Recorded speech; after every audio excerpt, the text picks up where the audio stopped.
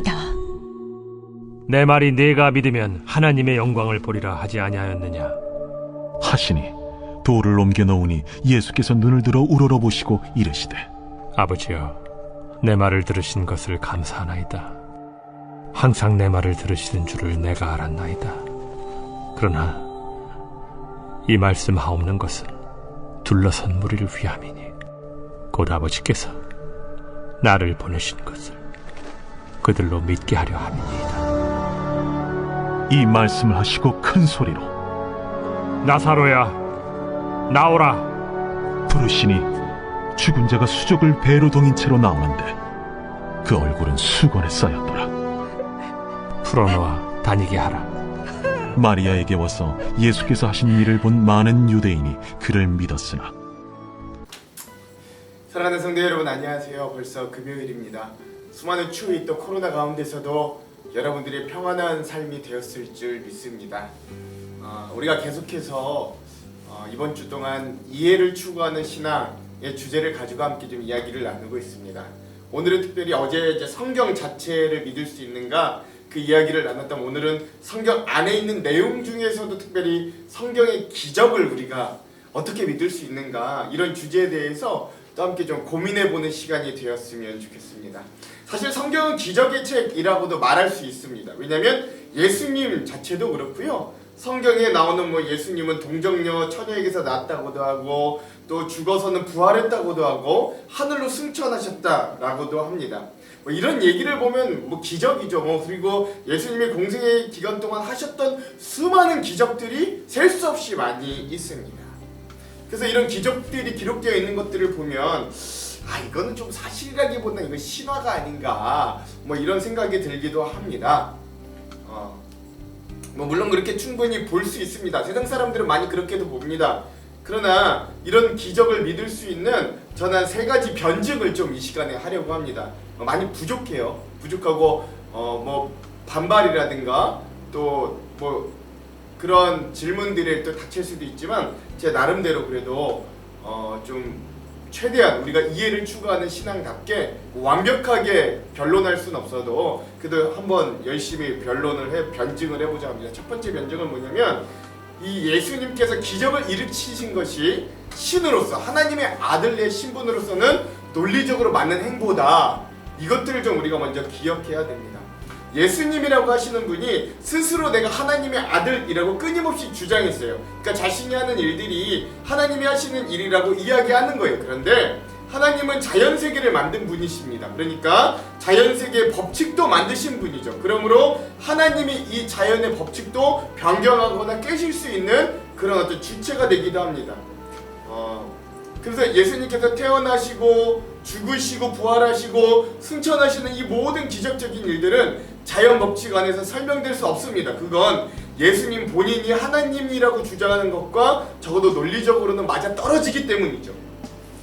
만약에 예수님이 내가 자신이 하나님의 아들이었다라고 이야기하지 않았다면, 하나님 본체였다라고 이야기하지 않는다면, 이런 기적들은 그저 어떤 한 사람을 영웅화하기 위해 이단의 사이비 교주를 막 띄우기 위해 어떤 일반적인 신화에 사용하는 과장된 기법 또는 거짓말, 사기, 이런 것들에는 분명히 불과했을 거예요. 그러나 예수님 자신이 하나님이라고 이야기하셨고 그건 구약에서부터 지속적으로 예고된 내용들입니다. 그러므로 예수님과 관련된 여러 가지 기적들은 오히려 없었다면 이상한, 그것이 발생한 것이 타당하다고 볼 수 있다라는 거죠. 그리고 그걸 통해 기독교가 얘기하는 것이 정말 진실인지 아닌지 질문하고, 그 예수 그리스도가 정말 하나님인지 아닌지 질문해 볼 수 있는 어떤 리트머스 시험지와 같은 역할을 한다라고 얘기해 볼 수 있는 겁니다. 재밌는 건 그 기적의 주인공인 예수 그리스도를 믿는 사람들이 전 세계 70억의 인구 중에 33%, 즉 23억 명이 넘는다는 사실이에요. 세상의 수많은 종교 중에서 단연 1등으로 많습니다.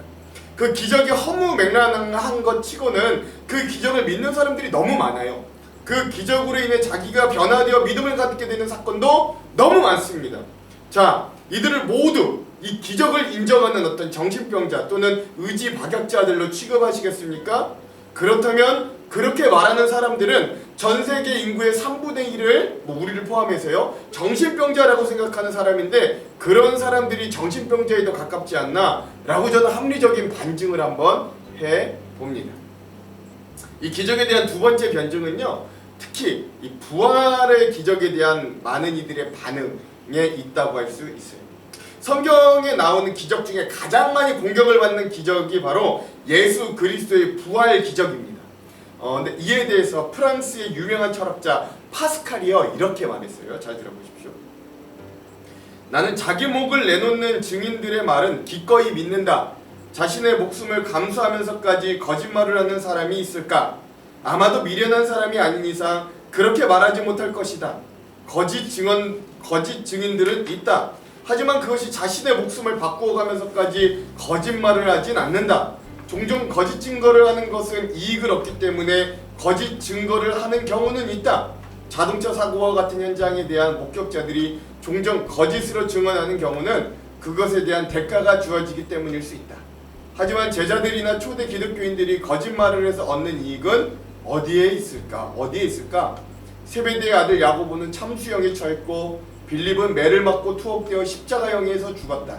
마태는 반은 도끼이고 반은 칼인 민을창이라는 무기로 잔인하게 살해되었다. 안드레, 베드로, 그리고 바돌로메는 십자가형으로 목숨을 잃었다. 마가는 몸이 갈기갈기 찢겨 죽음을 맞이했다. 사도 요한은 어떤가? 그는 반모섬에 유배되어 자신의 삶을 마감하지 않았는가? 만일 사실이 아닌데도 거짓말로 그렇게 말하면서 자신의 삶을 내팽개치는 얼간이를 본 적이 있는가? 앞서 언급한 일들이 세계사에서 중요한 이 역사 자료로 인정되는 로마의 역사가 요세푸스가 쓴 교회사라는 이 책에 예수님의 12제자의 순교 일지로 기록되어 있는 것들을 또 이 철학자 파스칼이 이야기한 것이기도 합니다. 그러니까 여러분 이게 단순히 12제자에 대한 순교의 기록뿐만이 아니라 기독교 역사의 순교자들은 너무나도 많았어요. 그러니까 파스칼이 말했던 건 아주 잠깐 일부분이고 이 기적의 사건을 보고 자신의 인생을 걸고 자신의 목숨을 건 사람이 너무나도 많았다고. 한 예로 우리나라도 절투산이라고 있지요. 기독교인들이 기적으로 정찰된 자신의 신앙을 포기하지 않고 자신의 목숨을 버린 장소. 그래서 그곳에서 기독교 신앙을 포기하지 않아 머리가 잘려 순교했다 하여 그 산의 이름이 절투산이 되었습니다. 도대체 그들은 무엇 때문에 이 말도 안 되는 기적, 이성과 유물론으로는 도저히 받아들일 수 없는 그 기적 같은 일들로 인해 목숨까지 버렸을까요? 한두 명도 아니고 한두 해도 아니고 기독교가 시작된 2000년 동안 왜 계속 그런 일들이 반복되었을까요? 그리고 왜 아직도 세계에서 가장 똑똑한 인류 중에 하나라 손꼽히는 대한민국 사람들 중에 1000만 명이나 되는 한국인들은 왜 자신이 이 기적이 가득한 성경을 믿는 기독교인이라고 아직도 이야기할까요? 목숨을 걸 만큼 지킬 만한 것이라면 무조건적인 부정보다는 도대체 한 번은 진지하게 검토해 보아야 하는 것은 아닐까요? 저는 반문해보고 싶습니다. 마지막 이 성경에 나타난 기적에 대한 세 번째 반증은 오늘 우리의 삶에는 정말 인간의 머리로 설명되는 유물론적인 사건, 사고밖에 없는가? 라고 하는 질문이에요. 세상에 가장 상식적이고 과학적으로 납득이 되는 두 이론을 꼽으라면 저는 적자생존, 양육강식 이것을 꼽겠습니다. 이 이론만큼 유물론적인 사고를 대변해주고 우리의 이성과 합리적인 사고의 끝판왕도 없을 것이기 때문에 그래요. 그리고 세상 돌아가는 이치가 거의 대부분 이 이론들에 맞닿아 있다고 해도 과언이 아닙니다. 그래서 우리는 저 두 이론을 머리로만 아는 게 아니라 주로 세상 또는 직장에서 몸소 경험하고 우리의 인생을 살아냅니다. 그렇죠? 그러다 보니 우리의 삶의 기적이라는 단어에 대한 폭넓은 사고는 이제 납득이 안 될 때가 많은 거예요. 그렇죠? 그 힘의 지배를 받고 살다 보니까. 그런데 생각해보면 그렇게 생각할 만큼 즉 기적을 부정할 만한 인간의 학문적인 진보, 과학의 발전의 수준, 그런 인간의 역사상 그런 진보와 발전들은 인간의 역사 중에 기적적인 것이라고 할 수 없는가? 다시 한번 되레 질문해 봅니다. 그렇죠? 오늘 우리가 기적은 허구다라고 이야기할 만한 어떤 학문적인 진보를 이루었으면 또 기적적인 일이 아닌가? 되레 질문해 봅니다. 오늘 우리가 가지고 있는 정신, 즉 지식, 양심, 사고체계, 이념 뭐 등등, 그리고 영혼이라고 하는 어떤 종교적인 부분과 정서적인 부분까지 모두가 유물론적으로, 그리고 모두 이성적이고 합리적인 것들로 모두 증명해내고 이해할 수 있는가? 결코 그것이 불가능하다는 것도 합리적이고 이성적인 그들도 인정할 수밖에 없는 부분이다 라고 할 수 있는 거죠. 사랑? 여러분, 우리는 사랑에 반면교주지 않는다는 거 너무 잘 압니다. 아니, 합리적인 관점에서 사랑은 오히려 인간의 삶의 약점이 되기 쉽습니다. 우리가 이해하는 진정한 사랑은 내 것을 내어주어야 하고 희생을 강요당하기가 쉽습니다. 그래서 생존에도 적합하려면 사랑을 하지 않는 것이 가장 생존에 적합합니다.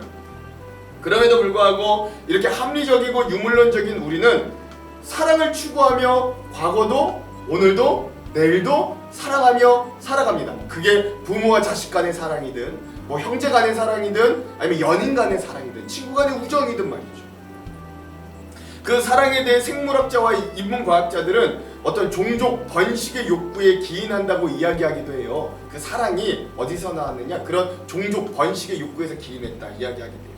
어느 정도 설득이 됩니다면 그게 또 완벽하게 받아들여지진 않습니다. 왜냐하면 그것은 사랑의 일부분이기 때문에 그래요. 우리가 지금도 체험하는 사랑은 종족 번식의 원인을 뛰어넘는 그 무엇인가가 있음을 우리는 너무나도 잘 압니다. 만약에 기적이 부정되는 합리성과 유물론적 사고만 남는다면 우리는 돈 때문에 결혼한다, 조건 보고 결혼한다는 사람들에 대한 비판을 결코 할 수 없을 겁니다. 왜냐하면 그게 생존에 가장 유리한 것이기 때문에 그래요. 적자 생존, 양육강식에 좋은 조건의 결혼만큼 유리한 건 없습니다. 그래서 이들은 오히려 생존에 유리한 선택을 했으므로 칭송해 주어야 되는 거예요. 유물론적인 관점에서 보면. 그러나 21세기 그 어느 때보다 생존이 치열한 이때도 그런 선택을 대놓고 한 사람을 우리가 뭐 겉으로는 욕하지 못할지 몰라도 속으로는 그를 진정 칭송해주는 문화 분위기는 쉽게 찾아볼 수 없어요. 이건 또 왜 그런데요? 그런데 그 이해할 수 없는 사랑이 놀라운 일들을 많이 이루어내요. 기독교 사건은 아니지만 예를 들어 이런 사건이 있어요. 실화입니다.